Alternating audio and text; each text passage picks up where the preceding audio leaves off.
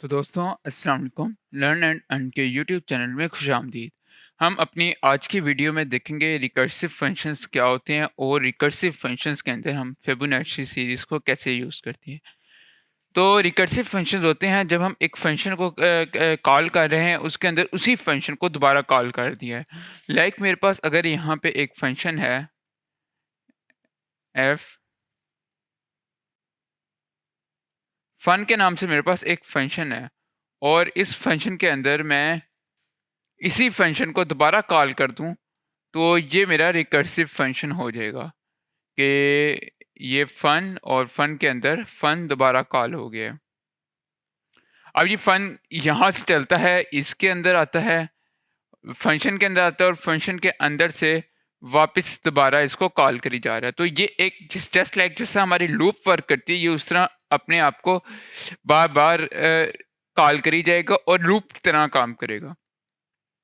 तो ये तो हमारा आ गया रिकर्सिव फंक्शन और इस प्रोसेस को हम रिकर्जन कहते हैं। इस पे प्रॉपर मेरी एक वीडियो है सी प्लस प्लस का ट्यूटोरियल जो मैंने क्रिएट किया था, तो मैंने इस चीज़ को बड़ी ब्रीफली डिस्कस किया है। आप नीचे लिंक से सी प्लस प्लस के ट्यूटोरियल्स की प्लेलिस्ट को एक्सेस कर सकते हैं, ताकि अगर आपको सी प्लस प्लस में कहीं पे भी कोई भी मसला आता है तो आप उसको वहाँ से जाके सॉर्ट आउट कर दें।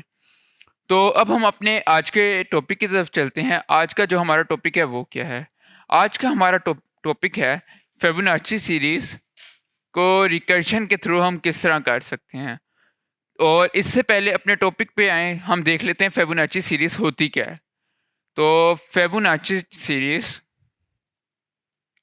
अगर मैं यहाँ पे लिखूं सीरीज, तो फिबोनाची सीरीज होती क्या है, हम उसको किस तरह यूज़ करते हैं और इसका कि हमारी फिबोनाची सीरीज क्या होती है।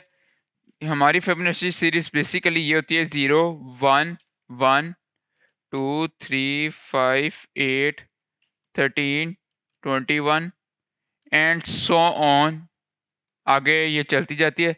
तो अब बेसिकली ये हमारी किस तरह काम करती है। हमारे पास बेसिकली दो एलिमेंट्स फिबोनाची सीरीज में गिवन होते हैं, 0 और 1। ये दो एलिमेंट्स हमारे पास होते हैं और हमने इसकी nth टर्म फाइंड करनी होती है फिबोनाची सीरीज की nth टर्म। और वो किस तरह फाइंड करते हैं, हम 0 और 1 को ऐड करते हैं तो हमारे पास नेक्स्ट टर्म आ जाती है जो कि हमारे पास 1 है। फिर हम 1 और 1 को ऐड करते हैं, हमारे पास नेक्स्ट टर्म 2 आ जाती है। इसी तरह 1 और 2 को ऐड करेंगे, 3 3 एंड 5 8 8 एंड 13 21। इसी तरह सो ऑन हमारे पास टर्म्स आती जाती हैं। ये हमारी फिबोनाची सीरीज है। अब हमने एक ऐसा कोड लिखना है जो हमें कहता है कि nth टर्म के लिए फिबोनाची सीरीज फाइंड करें। लाइक वो कहता है आप 5th टर्म के लिए फिबोनाची सीरीज फाइंड करें, तो हम यहाँ से लेके यहाँ तक फिबोनाची सीरीज फाइंड करेंगे। फिर वो कहते हैं आप यहाँ से लेके आप इसको 5 की बजाय 6 तक करें, तो हम यहाँ तक इसको फाइंड कर लेंगे। तो ये तो हमारी फिबोनाची सीरीज आ गई।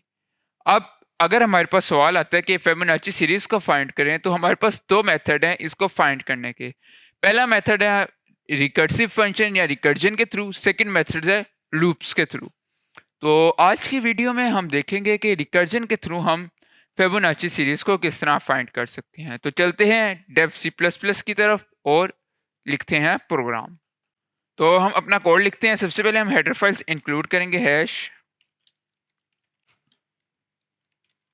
यूजिंग नेम स्पेस std,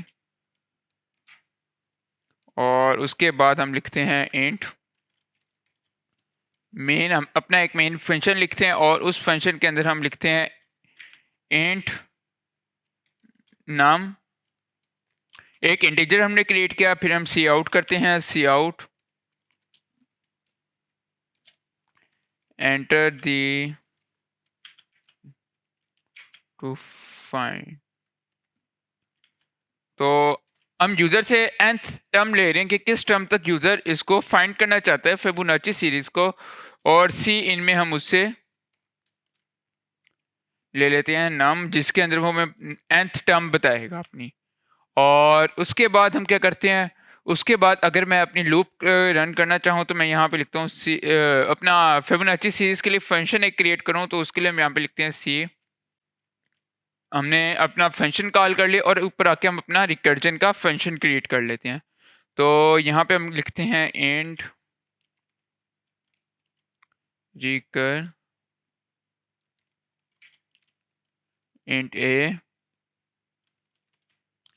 और इसके अंदर हम क्या करते हैं, अब हमारी फिबोनाची सीरीज को अगर हम देखें तो हम अपने वापस जाके चेक करें तो हम कुछ इस तरह फाइंड करेंगे कि अगर तो हमारे पास 0 और 1 है, अगर हमारी टर्म्स जो यूज़र हमें nth टर्म दे रहा है वो दे रहा है आइदर 0 और वो दे रहा है 1, तो हम एक इस पे कंडीशन लगाएंगे, इफ़ अगर 0 या 1 है तो हम कहते हैं कि if a is equal to 1 और a is equal to 0। अगर तो हमारा a 1 होता है या 0 होता है, जो 0 टर्म फाइंड करना चाहते हैं या 1 टर्म फाइंड करना चाहता है, तो इस सिनेरियो में क्या हो, इस सिनेरियो में रिटर्न a कर दिया जाए।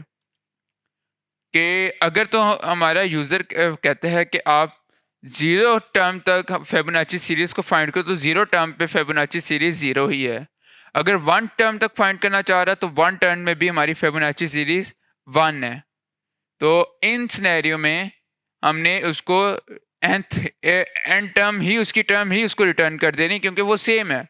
लेकिन अगर यूज़र कहता है कि मैंने 3rd टर्म तक फाइंड करनी है फिबोनाची सीरीज, तो उस कंडीशन में क्या हो, उस सूरत में हम यहाँ पे लिखते हैं एल्स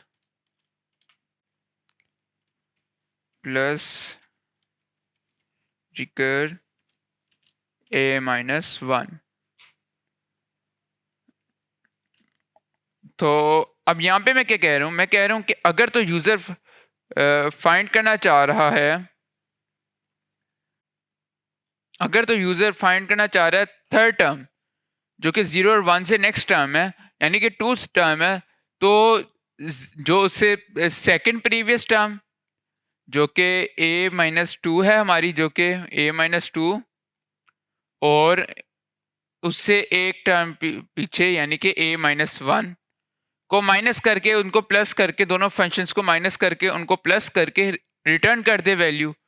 तो अब हमारा ये फंक्शन तैयार है। रिकर्जन के थ्रू हम जो फिबोनाची सीरीज किस तरह फाइंड करते हैं वो हमारे सामने। अब मैं अगर इसको सेव करूं, ओहो, यहाँ पे मैंने a इज इक्वल टू और लगाऊंगा,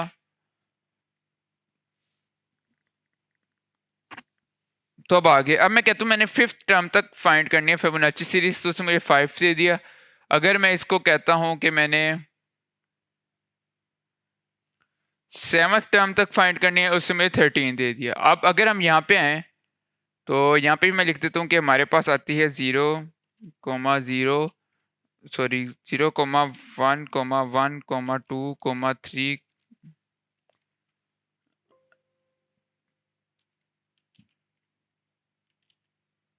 एंड सो ऑन। तो उसने हमें दी, हमारी जो इसमें से 5th टर्म थी वो उसे हमें पुट करके दे दी। अब यहाँ पे हमारे पास एक मसला और आता है। अब यहाँ पे जो हमारे पास मसला आता है वो ये है कि हमारे पास सिर्फ लास्ट टर्म हमें प्रोवाइड की जा रही है, हमें वो जो है कि 1 बाय 1 पूरी सीरीज प्रिंट करके नहीं दे रहा। अगर हम पूरी सीरीज प्रिंट करवाना चाहते हैं तो फिर हमें यहाँ पे एक वाइल लूप लगानी पड़ेगी। तो हम इसको कुछ इस तरह कर लेते हैं कि वाइल लूप लगा लेते हैं, while i is less than num, कि तब तक ये लूप हमारी चलेगी जब तक जो हमारा आई है वो हमारे नंबर ऑफ जो टर्म हमारा यूज़र फाइंड करना चाह रहा है उस टर्म से आई छोटा है, तब तक ये चलेगी। तो हम कहते हैं कि क्या किया जाए, सी आउट, और आगे हम यहाँ पे अपना फंक्शन कॉल कर देंगे रिकर्जन। और तो अब आपने देखना है इसके साथ साथ आई प्लस प्लस।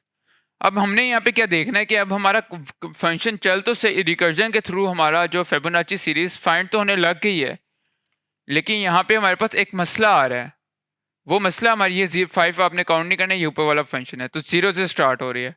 अब हमारे पास मसला क्या आ रहा है, हमारे पास मसला आ रहा है बेसिकली कि हमारा प्रोग्राम जो अगर हम फॉर लूप के ज़रिए करें, रिकर्जन का बेसिकली फ़ायदा हमारे क्या होता है, रिकर्जन का फ़ायदा होता है कि हमारा प्रोग्राम नंबर्स ऑफ लाइंस कम हो जाती हैं, छोटा हो जाता है प्रोग्राम।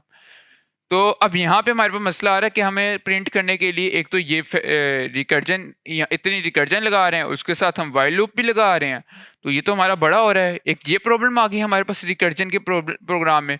और दूसरी हमारे पास क्या प्रॉब्लम आ रही है कि मैंने फाइंड करनी है nth टर्म, कि मेरा यूज़र कहता है आपने फाइंड करनी है 7 टर्म तक आपने फाइंड करना चाह रहे हैं, ये 8, तो मैं कहता हूँ कि अच्छा 7 टर्म तक फाइंड करनी है, तो ये हमारे पास आ गई F7।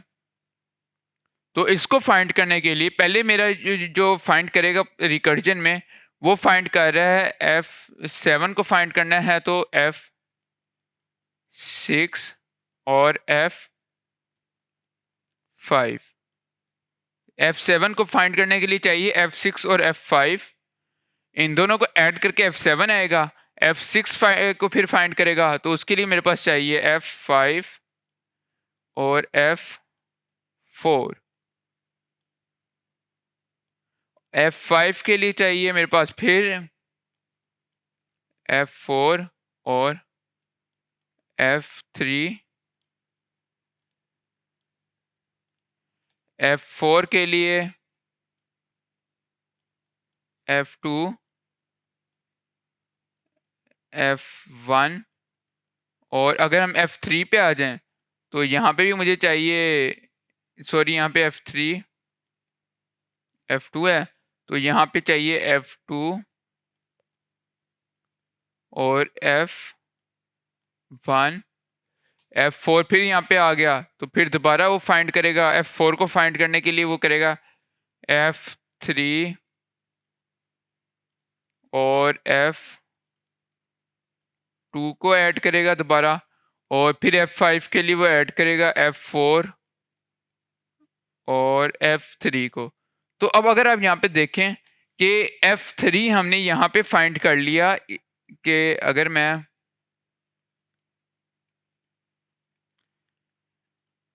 F5 हमने यहाँ पे फाइंड कर लिया एक दफ़ा, तो फिर वो बार यहाँ पे हमें दोबारा फाइंड कर रहा है कि जो हमारा बेसिकली प्रोग्राम करने का मकसद क्या होता है डेटा स्ट्रक्चर्स में। हमारा मसला ये होता है कि हमारा मतलब काम ये होता है कि प्रोग्राम्स को कम से कम, और जो कोड हमारा बार बार हम यूज़ कर रहे हैं उसको एक दफ़ा लिख लें, बस उसे वहाँ से यूज़ करता जाए।